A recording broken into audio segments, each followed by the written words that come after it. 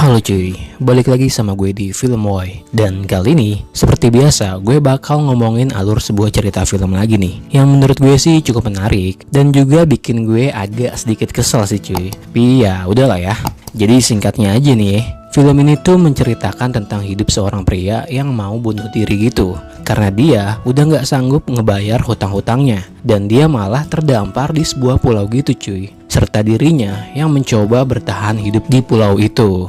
Ya udah cuy, gak perlu banyak ngemeng-ngemeng lagi. Inilah dia alur cerita film Castaway on the Moon.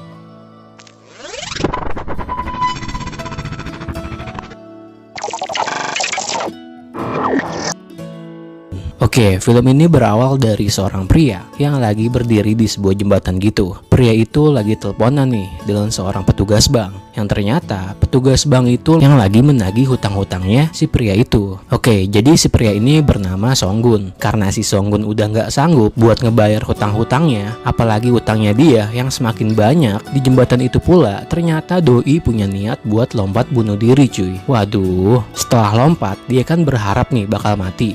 Ternyata dia malah terdampar di sebuah pulau gitu cuy. Yang ternyata nih, setelah gue lihat-lihat, pulaunya itu nggak terlalu jauh-jauh amat dari pusat kota cuy. Kan ngeselin ya. Gue kira si Songgun ini bakal terdampar di sebuah pulau di tengah laut gitu. Ternyata Oke, lanjut nih. Si Songgun pun malah jadi ngerasa kesel sendiri, karena ternyata dia masih hidup cuy. Dia juga ngerasa nyesel, harusnya mending dia lompat dari atas gedung aja, yang mana itu pasti bikin dia langsung is dead. Akhirnya nih, si Songgun keliling pulau itu buat nyari jalan keluar. Tapi ternyata pulau itu adanya di tengah laut. Ya iyalah ya, semua pulau juga adanya di tengah laut ya. Bukan, maksud gue, jadi pulau itu emang bener-bener gak ada jalan buat dia pergi ke daratan. Gak lama, si Songgun pun ngeliat sebuah kapal yang kebetulan lagi lewat di pulau itu cuy. Langsung dong si Songgun meminta pertolongan. Kebetulan juga nih, ada orang di kapal itu yang ngeliat si Songgun kan. Karena tangan si Songgun yang melambai-lambai minta tolong, orang di kapal itu malah ngira kalau si Songgun itu lagi menyapa orang-orang di kapal itu cuy. Kan kampret ya. Orang minta tolong malah dikira dadah-dadah ke dia. Aduh.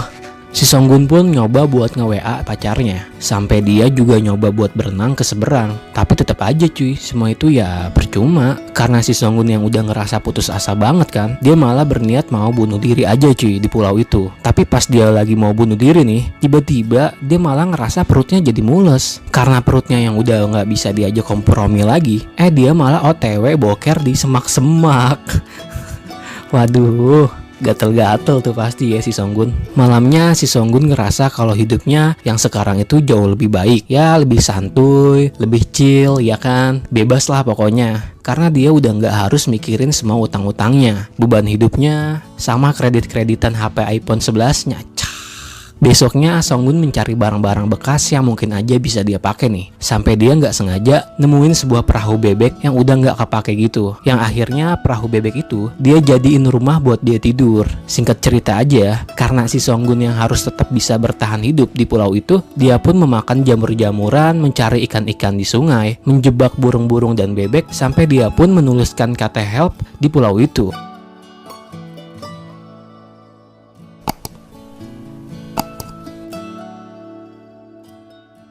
Sementara di sisi lain dari film ini muncullah karakter baru nih di film ini, yaitu seorang cewek yang bernama Jungyeon, yang kebetulan doi tinggal di apartemen yang gak jauh dari tepi laut. Jadi si Jungyeon ini bisa dibilang cewek yang introvert lah, pokoknya ansos parah lah. Karena dia yang bilang sendiri kalau dia gak pernah keluar rumah selama 3 tahun cuy. 3 tahun, gila gak tuh, gak keluar rumah 3 tahun, ngapain ya dia. Tapi selain itu si Jungyeon ini ternyata doi adalah anak orang kaya yang kerjaannya dia cuma di dalam kamar, duduk di depan komputer, terus belanja-belanja online gitu cuy. Sampai di dalam kamarnya aja dipenuhi sama paket-paket dari Allshop. Tapi walaupun si Jonghyun di kamar aja, dia tuh orangnya disiplin banget cuy. Masih tetap bisa olahraga dan menjaga berat badannya dengan olahraga walaupun gak harus keluar rumah. Ketika si Junghyun lagi ngeliat keadaan di luar rumah pakai teropong kameranya, dia nggak sengaja nih ngeliat tulisan help di pulau itu. Dia juga ngeliat kalau ternyata ada seseorang di pulau itu, yang bikin si Junghyun jadi kaget sekaligus penasaran nih apa yang barusan dia lihat. Selain itu, si Junghyun kan suka banget ya sama hal-hal yang berhubungan dengan luar angkasa. Dia malah ngira nih kalau orang yang di pulau itu adalah alien cuy.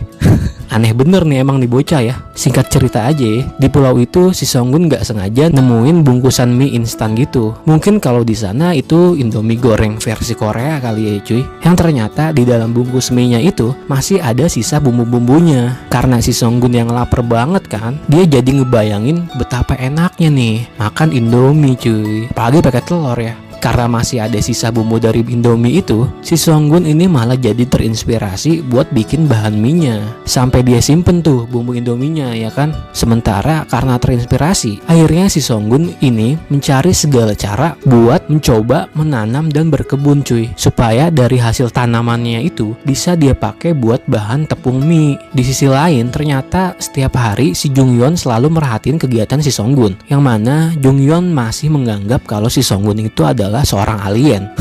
Karena si Junghyun ini penasaran, akhirnya dia mencoba buat mengirim pesan kepada Songgun. Junghyun yang udah selama 3 tahun gak keluar kamar sama sekali, akhirnya dia ngeberaniin diri buat keluar dari rumah cuy. Pesannya itu dia lemparin dari atas jembatan ke bawah pulau itu dengan sebuah botol. Singkat cerita aja nih, udah 3 bulanan si Junghyun belum menerima pesan balasan dari orang di pulau itu, yaitu si Songgun. Tapi ketika Songgun lagi mencari-cari barang bekas, baru deh itu dia nemuin pesan dari si Junghyun yang bertuliskan kata hello. Setelah nemuin pesan itu, si Songgun jadi ngerasa kan kalau ada orang lain yang tahu keberadaannya. Dan dia makin curiga cuy kalau ada orang lain yang lagi merhatiin dia dari kejauhan. Songgun pun langsung membalas pesan itu dengan menuliskan kata di sebuah pasir dengan tulisan how are you. Sementara itu si Junghyun yang tahu kalau pesannya udah dibaca sama orang di pulau itu, tahu si Songgun, dan juga dibalas lagi pesannya. Terlihat kalau dia seneng banget. Nah mulai dari situ nih akhirnya Junghyun jadi sering ngirimin pesan kepada si Songgun.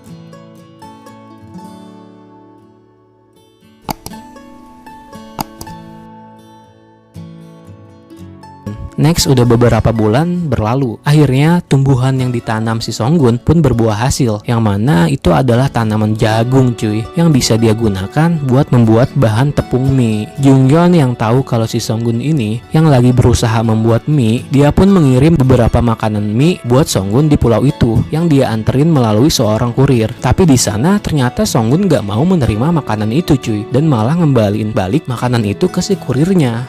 Kenapa ya si Songgun ini gak mau? Besoknya tibalah hari dimana jagung-jagung itu siap untuk dipanen cuy, dan siap juga dibuat menjadi sebuah tepung mie.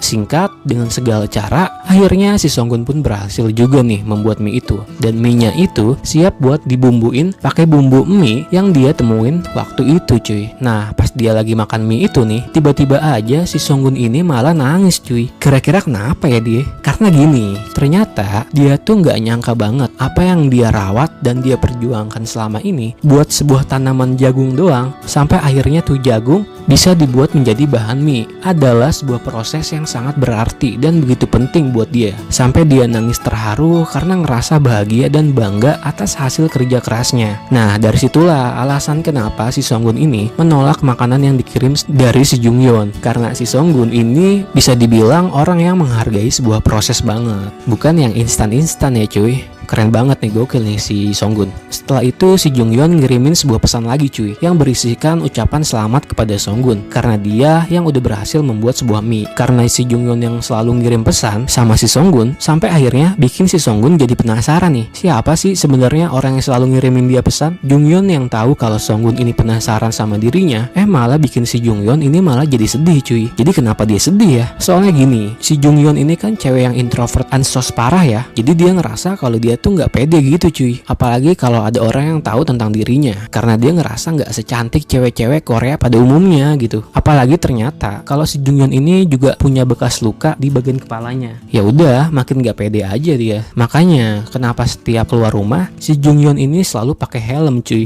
Gue kira dia takut ditilang ya. Singkat cerita aja nih, ketika ada cuaca buruk, terjadilah badai yang cukup besar di kota itu, yang mana bikin semua tanaman si Songgun di pulau itu ikut hanyut dan pada hancur semua. Begitupun sama kapal bebeknya yang udah jadi tempat tinggalnya, sampai kapal bebek itu ikut hanyut ke bawah arus ke tengah laut. Kasian banget nih si Songgun, udah tanamannya hancur, kapal bebeknya hanyut, sedih lah pokoknya.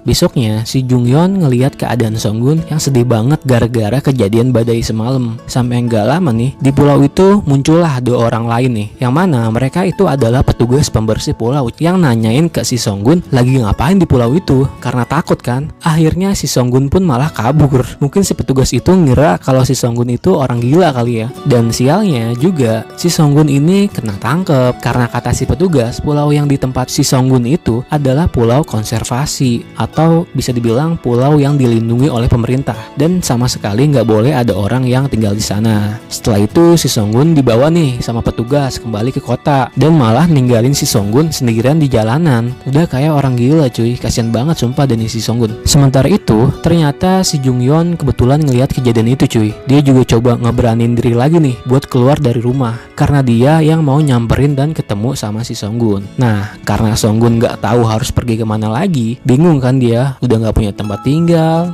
banyak tagihan utang. Akhirnya dia malah berencana lagi nih buat mau bunuh diri cuy. Tapi kali ini dengan cara dia yang berniat mau lompat dari atas gedung. Aduh. Akhirnya si Songgun pergi ke sebuah gedung gitu dengan naik sebuah bis. Sementara itu kebetulan aja nih si Junghyun ngelihat si Songgun yang naik bis kan, dia pun langsung lari cuy ngejar bisnya si Songgun, sampai bikin si Junghyun udah ngerasa capek banget, gak sanggup lagi buat ngejar bisnya si Songgun. Soalnya si Junghyun ini yang berharap banget lah bisa ketemu si Songgun, walaupun ya cuma sebentar. Karena ngerasa udah nggak ada harapan lagi buat ketemu si Songgun, dia malah jadi nangis cuy. Sedih banget lah nangisnya pokoknya. Tapi nggak lama nih, tiba-tiba ada sebuah pemberitahuan pada warga seluruh kota, sebuah pengumuman tentang simulasi latihan serangan udara di kota itu, yang mana simulasi itu bikin semua orang-orang di kota dan semua kendaraan-kendaraan di jalanan diwajibkan buat berhenti selama beberapa menit. Ngedengar hal itu bikin si Junghyun ini langsung seneng banget, dan muncullah senyum harapan baru buat ketemu si Songgun, karena bis yang dinaikin si Songgun udah pasti ikutan berhenti. Nah disitulah akhirnya Junghyun kembali ngejar bisnya Songgun, sampai akhirnya mereka berdua pun bertemu juga nih. Tapi di sini